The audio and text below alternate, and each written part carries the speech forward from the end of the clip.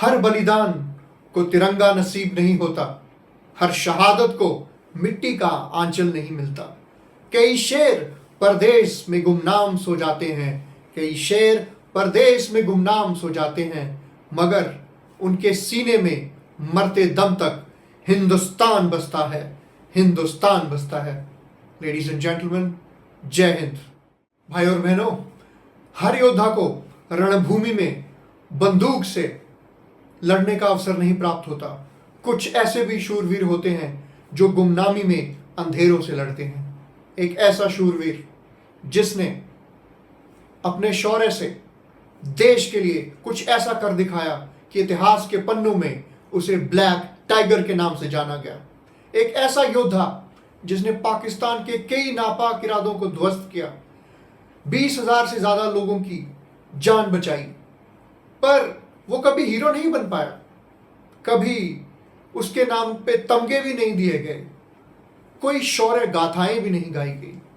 एक ऐसा योद्धा जो परछाई बन के रहा और देश के लिए अपने सपने, अपना परिवार, अपने माँ बाप, अपना सब कुछ कुर्बान कर दिया और उसके बाद गुमनामी के अंधेरों में कहीं खो गया। हाँ, मैं बात कर रहा हूं रविंदर कौशिक की।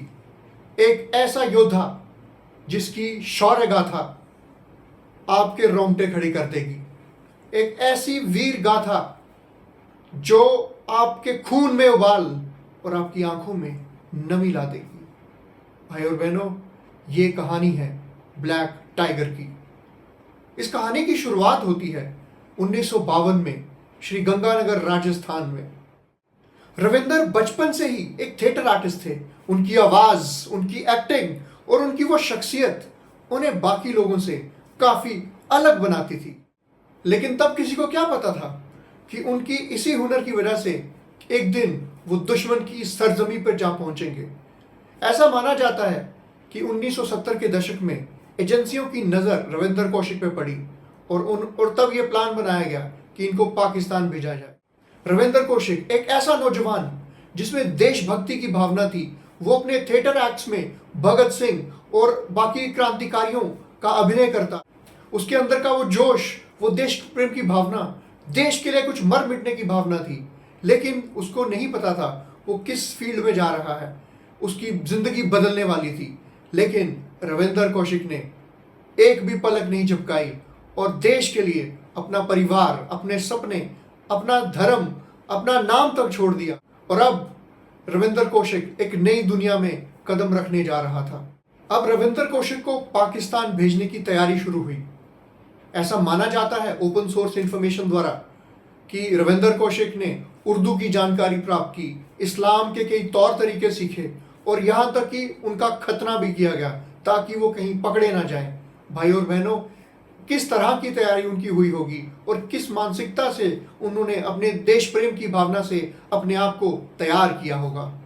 अब एक नई पहचान, एक नया नाम और एक नई शख्सियत लेकर रविंदर कौशिक पाकिस्तान पहुंचते हैं। अब उनका नाम नबी अहमद शाकिर है। ऐसा माना जाता है कि पाकिस्तान में पहुंचकर उन्होंने कराची यूनिवर्सिटी में एडमिशन ली, जहां उन्होंने लॉ की पढ़ाई की। लॉ की पढ़ाई करते करते उन्होंने अपनी जान पहचान भी बढ़ाई और धीरे धीरे वो पाकिस्तान आर्मी में एक कमीशन ऑफिसर के तौर पर सिलेक्ट हो गए। ज़रा सोचिए, एक दुश्मन देश में उसकी वर्दी पहनकर और हर वक्त मौत के साए में रहना और दिल में देश प्रेम की भावना के साथ आगे बढ़ना। क्या शौर्य रहा होगा, क्या उनके अंदर जज्बा रहा होगा कि अपनी जान की परवाह ना किए बिना देश के लिए काम करना। और इनफैक्ट जो सार्वजनिक स्रोतों से ऐसा पता चलता है कि उनकी प्राप्त की गई जानकारी द्वारा भारतीय सरकार को पाकिस्तान के नापाक इरादों को ध्वस्त करने में बहुत सफलता प्राप्त हुई और भारत ने अपनी आंतरिक सुरक्षा को मजबूत किया। ऐसा भी माना जाता है कि तत्कालीन प्रधानमंत्री श्रीमती इंदिरा गांधी ने उनकी सूझबूझ, उनकी कार्यशैली से प्रसन्न होकर उनको ब्लैक टाइगर के खिताब से नवाजा, जिससे आज हम सब उनको जानते हैं। मीडिया रिपोर्ट से ऐसा भी माना जाता है कि एक अमानत नाम की लड़की से उन्हें मोहब्बत हो जाती है। A love story that was headed for a tragic ending. We cannot verify whether that's a reality or a mere conjecture, but as they say, in the world of espionage, things remain in the shadows and it is better that way. इस दौरान ISI को भी शक हुआ कि कोई ऐसा शख्स है जो उनकी टॉप सीक्रेट इंफॉर्मेशन को इंडिया को पास कर रहा है, because some of their plans were getting expose. इसी बीच एक दूसरे एजेंट की गलती से एक दिन 1980 के दशक में रविंद्र कौशिक एलियस नबी अहमद शाकिर एक पार्क में पकड़े जाते हैं and the legend of Ravindra Kaushik comes to an end. एक ऐसा महान योद्धा जो किसी और की गलती से इवेंचुअली पकड़ा गया.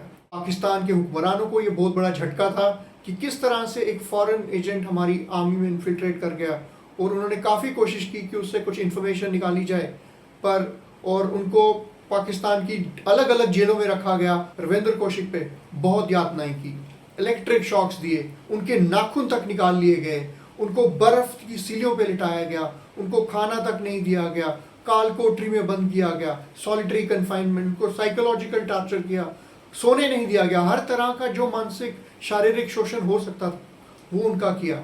लेकिन देखिए उस महान योद्धा की वीरता, इतना सब कुछ बर्दाश्त करने के बाद भी he did not yield even an inch. Such was the bravery, such was the courage, and such was the indomitable spirit of that warrior who was in some foreign country, in some solitary confinement, in some distant jail, and he continued to fight for his country, if not with weapons, but by the dint of his sheer mental fortitude and mental courage. Eventually उनको मौत की सज़ा सुनाई जाती है, जिसको बाद में बदल के उम्र कैद में बदल दिया जाता है. काफ़ी वर्षों तक उनको पाकिस्तान की विभिन्न जेलों में यातनाएं दी गई, ऐसा माना जाता है मीडिया रिपोर्ट्स द्वारा, और जो इन्फॉर्मेशन सार्वजनिक अवेलेबल है उसके ज़रिए ये माना जाता है कि तकरीबन 2 दशक तक उन पर बहुत सारी यातनाएं की गई. बड़ी ही गंदी, बड़ी ही उनको गलत उनके साथ ट्रीटमेंट किया गया, ऐसी माहौल में रखा गया, गंदी गंदी जगहों पे रखा, खाना अच्छा खाना बिल्कुल गंदा खाना दिया गया, उनको हर तरह की यातनाएं दी गई. और ऐसा माना जाता है कि अंततः 2001 में पल्मोनरी ट्यूबरक्लोसिस और बाकी एलिमेंट्स की वजह से उनको शहादत प्राप्त हुई. और एक और योद्धा, एक और महान शख्स जो भारत की सेवा में गुमनामी के अंधेरों में कहीं खो गया, अपने आप को कुर्बान कर गया. हर वीर गति को तोपों की सलामी नहीं मिलती, हर बलिदान को इतिहास के पन्नों में दर्ज नहीं किया जाता. कुछ ऐसे होते हैं वो देश के लिए मिट जाते हैं, पर उनकी जो वीरता है उसकी गूंज पीढ़ियों तक वतन की नस्लों में एक आग बन के गूंजती रहती है. आने वाली नस्लों को वो वीरता और शौर्य का ऐसा एक उदाहरण प्रस्तुत करती है कि हमारे अंदर देश को आगे ले जाने की एक प्रेरणा का स्रोत बन के उभरती है. रविंद्र कौशिक, भारत का ब्लैक टाइगर, बेशक वो गुमनाम हो गया, पर वो गुमनाम होके भी अमर है. बेशक वो आज दुश्मन सरजमी में कहीं दफन है, पर उसके लहू का एक एक कतरा, एक एक बूंद तिरंगे से महकती हुई ये कहती है, मैं जिंदा हूं जब तक हिंदुस्तान जिंदा है. मैं जिंदा हूं जब तक हिंदुस्तान जिंदा है. मिट जाते जो मातृभूमि पर, बनते वो इतिहास हैं, मस्तक शीश झुकाने उनके झुक जाते आकाश. ऐसे महान योद्धाओं को शत शत नमन है. And it is our responsibility to honour their valour and sacrifice.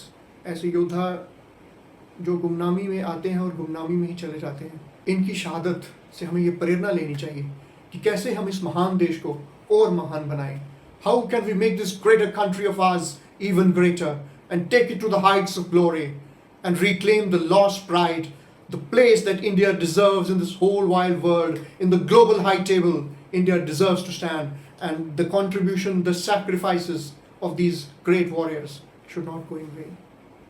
मुझे उम्मीद है आप इस कहानी को एक कहानी नहीं समझेंगे, इस वीर गाथा से कुछ प्रेरणा अवश्य लेंगे, और जिस भी क्षेत्र में आप कार्यरत हैं उस क्षेत्र में अव्वल दर्जे का काम करके भारत को आगे ले जाने में अपना योगदान अवश्य देंगे। जय हिंद, जय Bharat. It's a short disclaimer that all the information that has been shared in this video has been sourced from open source information and media reports that have been freely available.